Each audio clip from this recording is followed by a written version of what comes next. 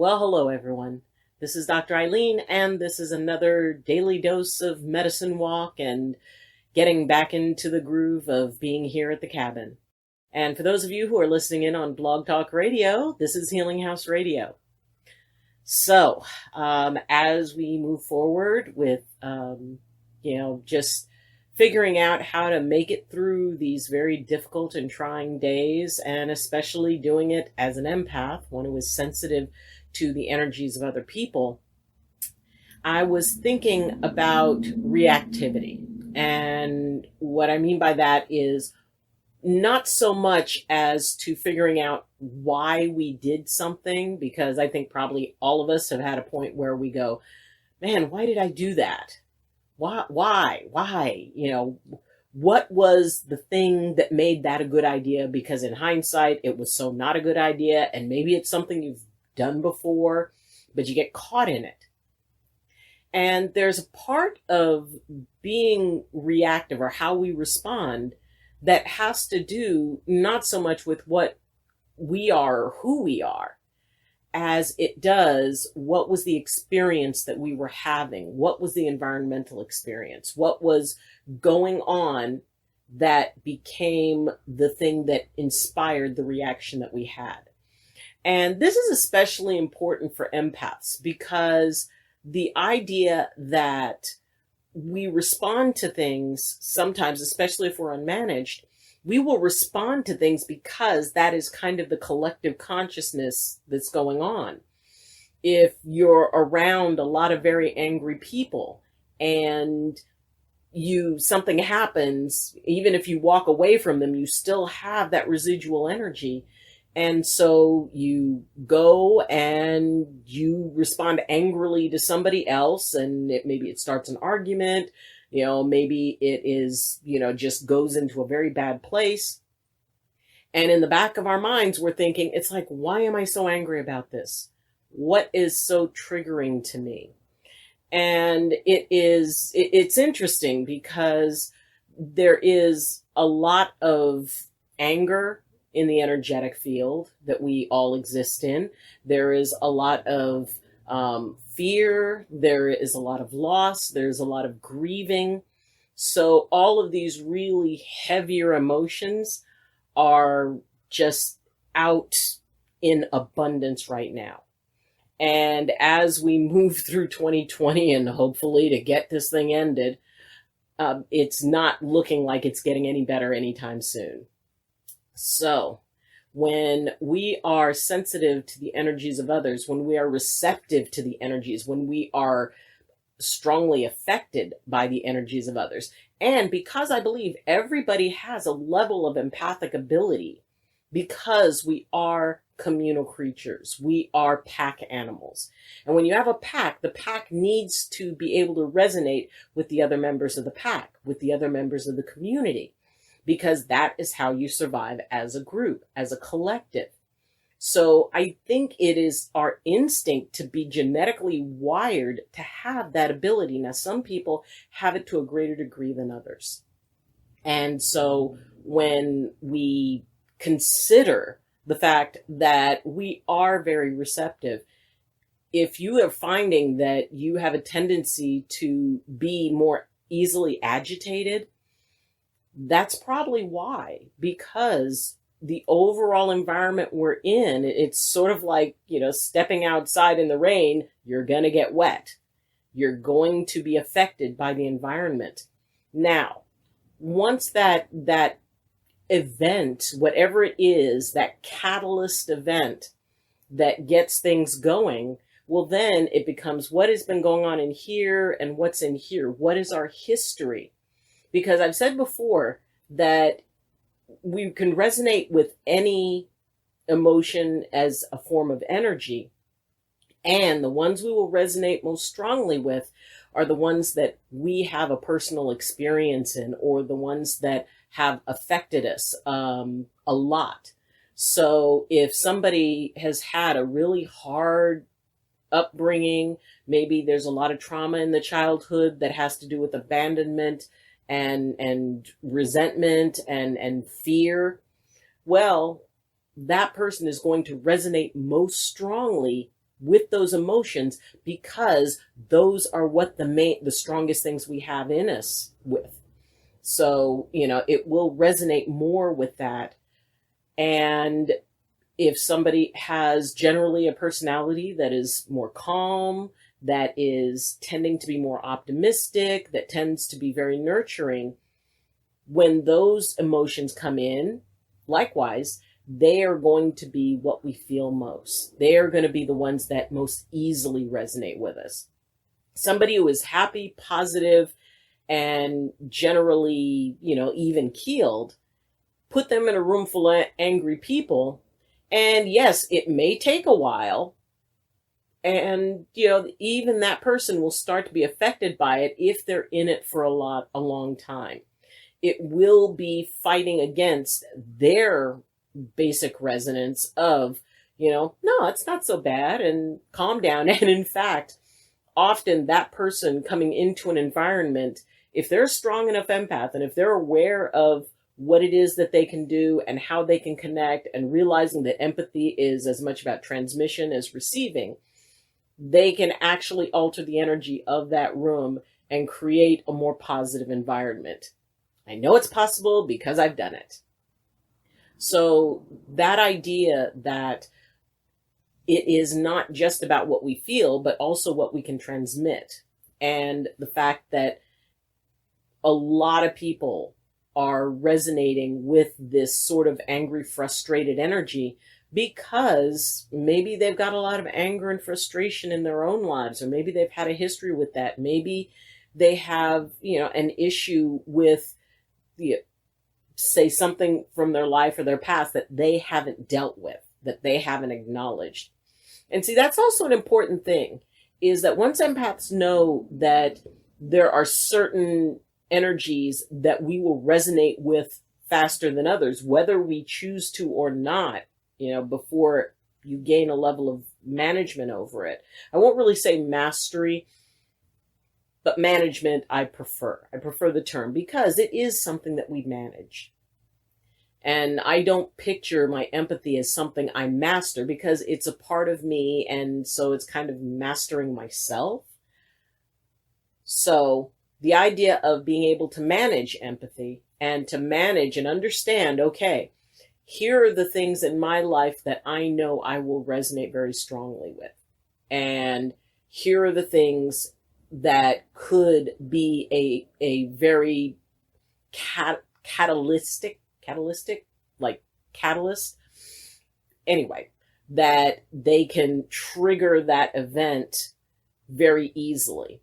So as long as I'm aware where my vulnerabilities are, then I can be able to focus on using meditation and breathing practices and things like that to be able to bring myself into more of an even space when I know I'm going into that environment. If I know I'm going into an environment that will be, that I will be very susceptible to, at that point, it is a really good idea, first, to decide, do I really need to be in this?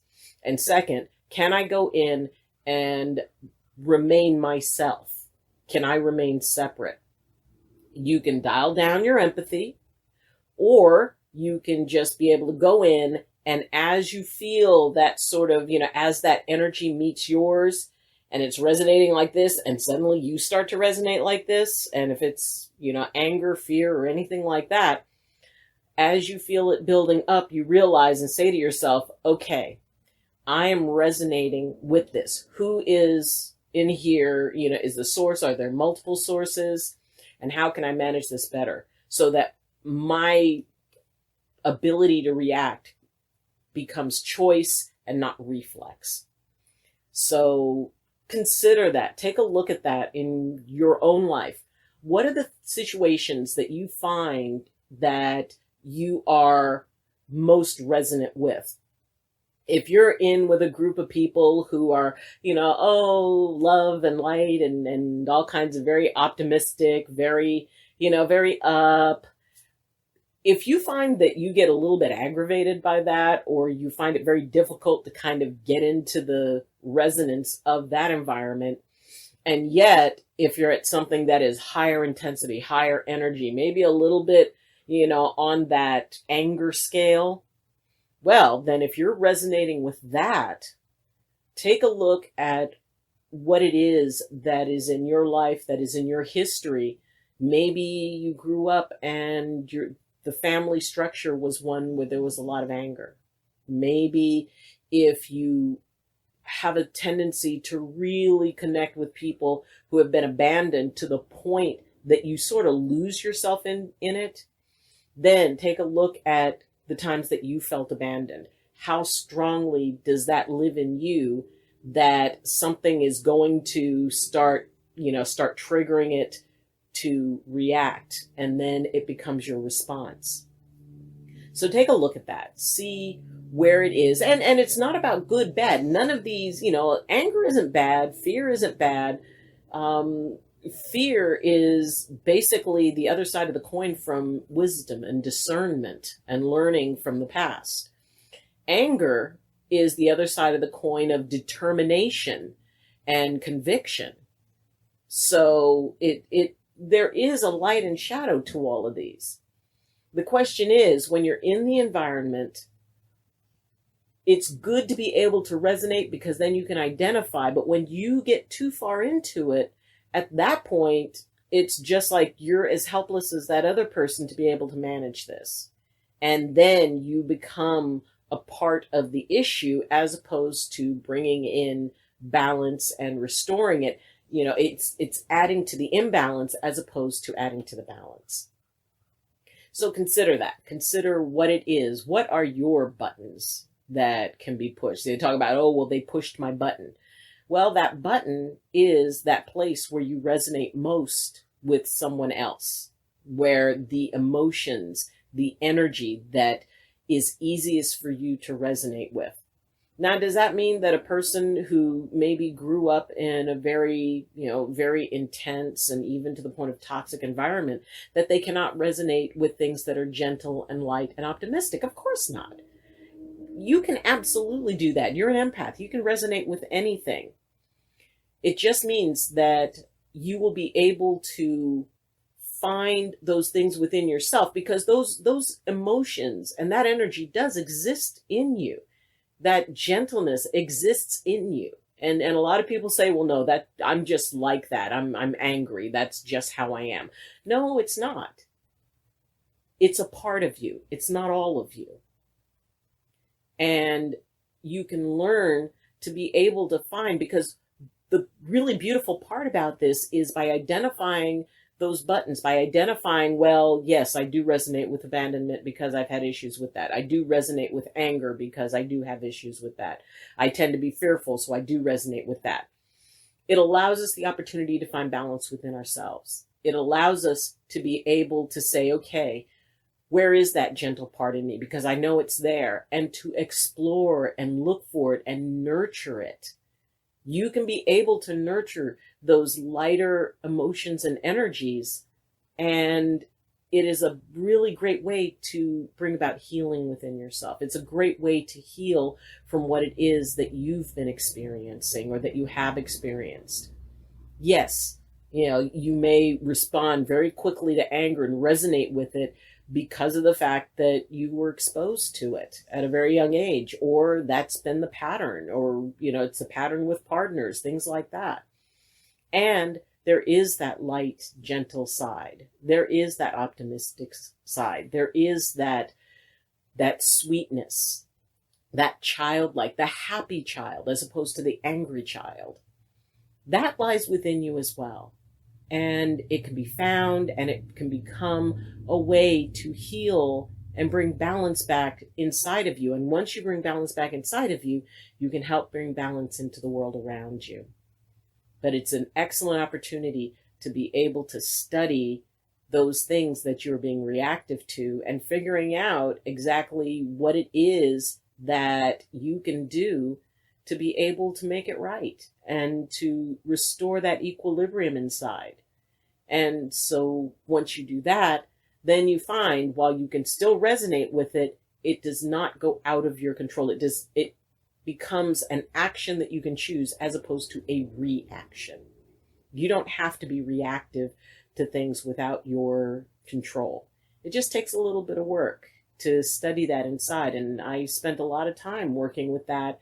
And once I discovered, oh, the reason that I get so caught up in this, if somebody brings up a social or cultural or political or whatever, if you find that you immediately go into anger or you immediately will defend, if somebody says something, it's like, well, I feel this about that. And somebody, it may be something that is a part of that reactiveness. And it's like, suddenly you're not just upset for yourself, you're upset for everybody else who is a part of that. And you go into reaction.